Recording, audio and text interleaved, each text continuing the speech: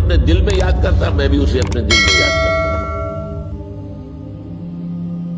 جب میرا بندہ کسی محفل میں میرا ذکر کرتا ہے میں اس سے کہیں بہتر محفل میں اس کا ذکر کرتا ہوں۔ اللہ کی محفل تو ملائے اعلیٰ کی ہے، ملائکہ مقربین کی ہے۔ بہرحال اللہ کو تم اپنے دل میں مستحضر رکھو، اللہ تعالیٰ تمہیں بھی یاد رکھے گا۔ دوبارہ فرمایا احفظ اللہ تجدہ امامک تجاہک، اللہ کو یاد رکھو تو اپنے سامنے موجود پاؤ گے، جب چاہو دعا کرو تو احفظ اللہ تجدہ امامک یا تجاہک، اپنے سامنے موجود پاؤ گے۔ اذا سألت فاسأل اللہ، اب آ گیا وہ مرکزی مضمون۔ دیکھو جب مانگو اللہ سے مانگو، غیر اللہ کے سامنے ہاتھ دراز کرو ہی مت۔ ایک حدیث میں آتا یعنی حرام نہیں ہے، دنیاوی قواعد اصول قوانین کے تحت کسی سے مدد چاہنا، کوئی سوال کرنا حرام نہیں ہے۔ آپ سوال کریں، مدد لیں، اسی پر دنیا قائم ہے، ایک دوسرے کے ساتھ تعاون کے ساتھ۔ لیکن اونچا مقام کیا ہے؟ کسی سے سوال مت کرو سوائے اللہ، یہاں تک کہ جوتے باندھنے کا تسمہ تمہیں درکار ہے تو بھی کسی سے مت مانگو، اللہ سے مانگو۔ کیا پتہ اللہ کس کے دل میں ڈال دے اور وہ آ کے تمہیں تسمہ پیش کر دے۔ ہوتا ہے ایسا، بسا اوقات ہوتا ہے۔ جو اللہ کے ساتھ لو لگا کر رکھنے والے ہیں ان کے تو ایسے واقعات ہوتے ہیں کہ دل میں ایک بات آئی اور اس کے بعد وہی بات جو ہے وہ کوئی شخص آ گیا اور اس نے وہ بات پوری کر دی۔ کیونکہ لوگوں کے دل جو ہے وہ تو اللہ کے دو انگلیوں کے مابین جو چاہتا پھیر دیتا ہے۔ کیا پتہ اللہ کسی فرشتے کو انسانی شکل میں بھیج دے، آتا ہے فرشتہ، آتا ہے انسانی شکل میں، آتا ہے آپ کی تکلیف کو رفع کر دے، آپ کی ضرورت کو پورا کر دے، اسی سے مانگو، کسی اور سے مانگو۔ یہ ہے توحید کا لب لباب۔ یوں سمجھیے اسلام کی جڑ کیا ہے؟ ایمان۔ اسلام کا جو خارجی نظام عمل ہے، انفرادی اعمال ہو اجتماعی ہو، ان سب کی روح رواں کیا ہے؟ ایمان۔ ٹھیک، ایک بات ہو گئی۔ ایمان کا خلاصہ لب لباب کیا ہے؟ ایمان باللہ۔ جیسے ایمان بالآخرہ بھی ہے، ایمان بالملائکہ ہے، ایمان بالانبیاء ہے، ایمان بالرسل ہے، ایمان بالکتب ہے، ایمان بالقلب ہے، لیکن اصل ایمان، اسی لیے ایمان مجمل میں آپ کو معلوم ہے کسی اور چیز کا ذکر نہیں۔ آمنت باللہ کما ہوا باسمائہ وصفاتہ وقبلت جمیع احکامہ اقرار باللسان وتصدیق بالقلب، یہ ایمان مجمل ہے۔ اجمالی طور پر ایمان اس کا نام ہے، ہاں مفصل تفصیلی طور پر آمنت باللہ وملائکتہ وکتبہ ورسلہ والیوم الآخر والقدر خیرہ وشرہ من اللہ تعالی۔ تو اسلام کی جڑ ایمان، اور اسلام کا سارا جو نظام عمل ہے، چاہے انفرادی اعمال ہو چاہے اجتماعی، ان سب کی روح رواں ایمان، اور ایمان کا خلاصہ ایمان باللہ۔ اور ایمان باللہ کا اصل حاصل وہ ہے جو اس حدیث میں آ رہا، اس کے دو ہیں تقاضے، عبادت صرف اسی کی، استعانت صرف اسی سے۔ اس لیے میں نے سورہ فاتحہ کا تذکرہ شروع میں کیا، یہ عبادت کا جوہر ہے، عبادت کا جو ہے یہ ایمان کا حاصل، عبادت صرف اس کی اور استعانت صرف اس سے۔ استعانت ہی میں سوال بھی آ گیا، یہ بھی مدد ہے۔ آپ کسی سے کچھ مدد مالی چاہ رہے ہیں یا کوئی اور مدد چاہتے ہیں، کسی کام میں مدد چاہتے ہیں، جیسے میں نے کہا تھا کہ سفارش کرانا چاہتے ہیں، یہ بھی مدد ہے۔ وَإِذَا اسْتَعَنْتَ فَاسْتَعِنْ بِاللَّهِ، اور جب مدد مانگو صرف اللہ سے مانگو۔ اور وہ سارے الفاظ یاد کر لیے، استدعاء، استعانت، استغاثہ، یہ جو غوث اعظم سے استغاثہ کیا جاتا ہے تو شرک ہے۔ استغاثہ اللہ سے، دعائی اللہ کی، اس اعتبار سے استمداد، استعانت، استدعاء، استغاثہ، یہ سب اللہ سے، صرف اللہ سے۔ عبادت صرف اللہ، ایاک نعبد، اور استعانت صرف اللہ سے۔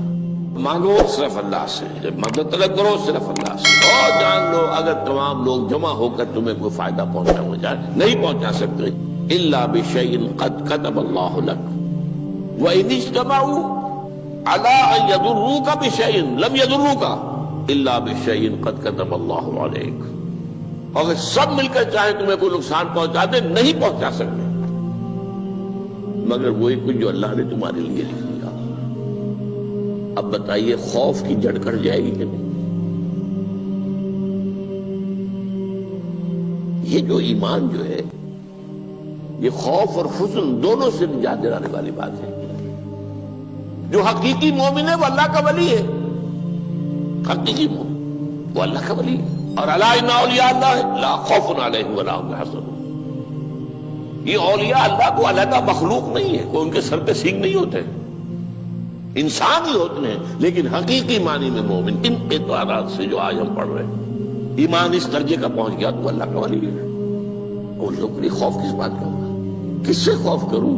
اس کے ہاتھ میں کچھ ہے ہی نہیں، اور اگر کچھ اللہ نے میرے لیے لکھ دیا وہ آ کر رہے گا، چاہے میں لاکھ گڑ گڑاؤں اور اس کے سامنے کہ مجھے چھوڑ دے، اگر اللہ نے لکھا وہ آیا وہ تو آئے گا، تو کاہے کو اس کے سامنے گڑ گڑانا، کاہے کو جبرسائی کرنا اس کے سامنے، اور کسی کے ہاتھ میں کچھ ہے ہی نہیں، میرا خیر ہے ہی نہیں، کاہے کو خوشامد کرو اس کی۔ اور سنیے، رفعت الاقلام، دیکھو نوجوان، قلمیں اٹھا لی گئی ہیں، وجفت الصحف، اور جو رجسٹر ہیں صحیفے ان کی سیاہی خشک ہو چکی ہے۔ یہ ہے وہ اللہ کا علم، اس میں ہر شے لکھ دی گئی ہے، اس کی قلم اٹھا لیے گئے۔ جیسے آپ کو معلوم ہے امتحان ہوتا تھا، 3 گھنٹے ختم ہو گئے، اسٹاپ رائٹنگ، بس اب قلم رک جانا چاہیے۔ وہ قلم تو تقدیر کا کاتب جو ہے وہ قلم اس کا اب اٹھا لیا گیا، اور جو صحیفے جن پر کہ لکھا گیا وہ خشک ہو گئے۔ یہ تو روایت ہے جو امام ترمذی نے جس کو روایت کیا، یہ متن ان کا ہے جو ہم نے پڑھا ابھی، اور ان کا قول یہ ہے کہ یہ حدیث حسن صحیح ہے، لیکن یہی روایت اور انہی راوی سے عبداللہ ابن عباس سے رضی اللہ تعالیٰ عنہما اور بھی محدثین نے کی ہے، تو اس میں سے ایک اور متن جو ہے وہ یہاں پر امام نووی نے دے دیا ہے۔ احفظ اللہ تجدہ امامک، یہ تو پہلا وہ ٹکڑا تھا، وقت تو جاہک تھا، یہاں امامک ہے، امام مطلب ایک ہی ہے، اپنے سامنے پاؤ گے۔ اللہ کی حفاظت کرو، اللہ کو دل میں، اللہ کی یاد کو محفوظ رکھو، گویا کہ اللہ کو مستحضر رکھو۔ ذکر اللہ کے معنی کیا ہے؟ استحضار اللہ فی القلب، یہ ذکر اللہ ہے۔ جنہیں ہم ذکر سمجھ بیٹھے ہیں وہ ذکر کے ذریعے ہے۔ اقیم الصلاۃ لذکری، نماز قائم کرو میری یاد کے لیے، نماز ذریعہ ہے یاد کا۔ یہ علیحدہ بات ہے کہ آپ نے 17 رکعتیں بھی پڑھ لی ہو عشاء کی اور یاد آپ کو آئی ہی نہیں کوئی، آپ تو ایک میکینیکل انداز میں جو ہے وہ اٹھک بیٹھک کر رہے ہیں اور آپ کی زبان سے کچھ بھی نکل رہا ہے، تو اس کا آپ کے شعور سے، دل کی گہرائی سے کوئی رابطہ ہے ہی نہیں، وہ ذکر تو نہیں ہوا۔ ہاں نماز فرض تھی وہ ادا ہو گئی، آپ کی فرض ادا ہو گئی۔ تو جنہیں ہم نے ذکر سمجھا وہ ذرائع ذکر ہے، اللہ اللہ، سبحان اللہ سبحان اللہ زبان سے، یہ تاکہ اس کے نتیجے میں وہ ذکر حاصل ہو جائے۔ استحضار اللہ فی القلب، ذکر کے معنی ہے استحضار اللہ فی القلب۔ تعرف الی اللہ فی الرخاء، اور دیکھو کشادگی کے وقت میں تم اللہ کو یاد رکھو، اللہ کی طرف رجوع کیے رہو، بھول نہ جاؤ۔ وہ نہ ہو جو کبھی کہا تھا، بہادر شاہ ظفر کے اشعار میں سے بہت زور کا شعر ہے، ظفر آدمی اس کو نہ جانیے چاہے کتنا ہی ہو فام و زکا، جسے عیش میں یاد خدا نہ رہی، جسے تیش میں خوف خدا نہ رہا۔ وہ ہے کشادگی کی حالت میں، جبکہ تمہارے لیے کشادگی ہے، اللہ کی طرف رجوع کیے رکھو۔ یعرف کا فی الشدہ، تو اللہ اپنی توجہ تم پر رکھے گا شدت کے وقت میں، جب تمہیں کوئی تکلیف ہے اس تکلیف کو تم پر آسان کر دے گا۔ تکلیف تو آنی ہے، لکھی ہوئی ہے، وہ تو آئے گی، لیکن یہ کہ اللہ تعالیٰ اس کی شدت کو، ایک ہی چیز ہے جس کو ایک انسان بہت شدت کے ساتھ محسوس کر رہا ہے، دوسرا آدمی اتنا نہیں محسوس کر رہا ہے، احساس کا معاملہ ہوگا نا۔ وہ تو اصل میں اگر انسان کی نرز کٹی ہوئی ہے تو احساس ہوگا ہی نہیں، سر سے نہیں ہوگا۔ تو اس اعتبار سے اللہ تعالیٰ تمہارے لیے اس شدت کی کمی کر دے گا۔ وَاعْلَمْ أَنَّمَا أَخْطَأَكَ لَمْ يَكُنْ لِيُصِيبَكَ، اور جان لو جو چیز تم سے چھوٹ گئی ہے، رہ گئی ہے، وہ ہرگز تمہیں ملنے والی نہیں تھی۔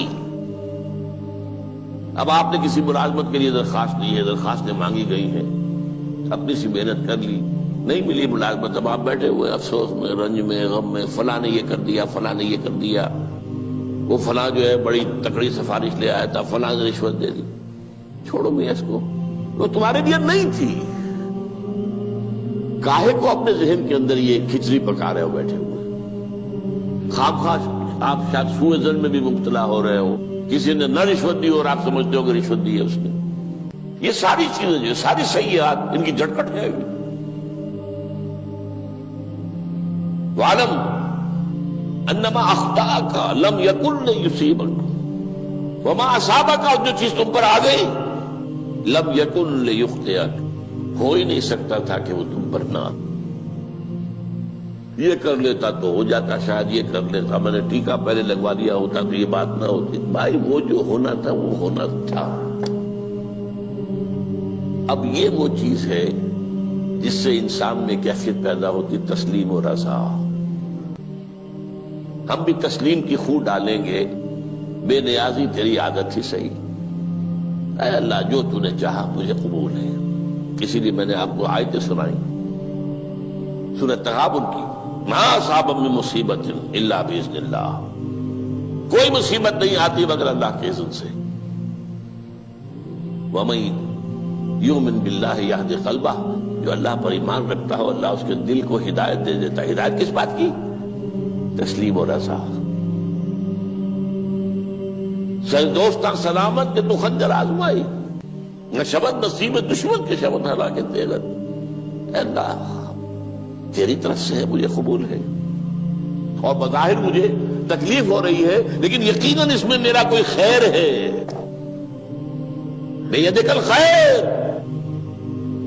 تیرے ہاتھ میں تو خیر ہی خیر ہے، جو بھی تیری طرف سے آئے۔ سر تسلیم خم ہے جو مزاج یاد میں آئے۔ اور یہ مضمون جو ہے زیادہ بڑے پیمانے پر سورہ حدید میں آیا ہے۔ ما اصاب من مصیبت فی الارض ولا فی انفسکم الا فی کتاب من قبل ان نبرأہا، کوئی مصیبت نہیں آتی نہ تمہاری جانوں میں نہ زمین میں، زمین میں زلزلہ آ جانا، سیلاب آ جانا، کچھ اور زمین کا دھنس جانا، یا یہ ہے کہ تمہاری جانوں میں کوئی بخار ہو گیا، کوئی اور تکلیف ہو گئی، اچانک معلوم ہوا کہ انسان تو کینسر ہے، اور کینسر بھی اب 3rd سٹیج کو پہنچ چکا ہے، لیکن جو بھی آیا ہے وہ اللہ کے علم کی کتاب میں پہلے سے لکھا ہوا ہے۔ فی کتاب من قبل ان نبرأہا، یہ کتاب میں درج ہے اس سے پہلے کہ ہم اسے ظاہر کریں۔ اس کا نتیجہ کیا نکلنا چاہیے؟ لیکن لا تأسوا علی ما فاتکم ولا تفرحوا بما آتاکم، افسوس نہ کیا کرو جو تم سے جاتا رہے، چھوٹ جائے، کوئی عزیز فوت ہو گیا، کوئی موقع ہاتھ سے نکل گیا، ارے بھائی میں چوک گیا، بڑا موقع تھا، اب اس پر افسوس کر رہے ہیں۔ نہیں، جو چیز لیکن لا تأسوا علی ما فاتک ولا تفرحوا بما آتاک، جو اللہ تمہیں دے دے اس پر اتراؤ مت۔ وما اصابک لم یکن لیخطئک واعلم ان النصر مع الصبر، اور جان لو اللہ کی مدد صبر کے ساتھ آتی ہے، جو آئے اس کی طرف سے جھیلو، زبان پر کلمہ شکوہ اور شکایت نہ آئے، اللہ سے شکایت نہ آئے، تسلیم و رضا، جو تیری رضا ہے۔ تیری صحت ہمیں منظور ہے لیکن اس کو، مولانا محمد علی جوہر ایک مرتبہ جیل میں گئے، ایک بیٹی بیمار ہوئی، فوت ہو گئی، اس کے بعد دوسری مرتبہ پھر جیل میں گئے، دوسری بیٹی کو وہی بیماری ہوئی، جیل میں اطلاع ملی کہ بیٹی کو یہ بیماری ہو گئی ہے، تو خط لکھا ہے اشعار کی شکل میں. کا آخری شعر یہ ہے: تیری صحت ہمیں منظور ہے لیکن اس کو نہیں منظور تو پھر ہم کو بھی منظور. ہم تو چاہتے ہیں میں بیٹی کے تجھے شفا ہو جائے، اسے منظور نہیں تو ہمیں بتا. وَاعْلَمْ أَنَّ النَّصْرَ مَعَ الصَّبْرِ وَأَنَّ الْفَرَجَ مَعَ الْكَرْبِ. فرج، فراخی، کھل جانا کسی چیز کا، یہ ہے کرب کے ساتھ، تکلیف کے ساتھ. تکلیف ہوتی ہے ساتھ. اللہ نے قانون بنایا ہے دنیا کا. اب آپ اندازہ کیجئے بچے کی ولادت میں ماں کو کتنی تکلیف اٹھانی پڑتی ہے. آج کل تو فیشن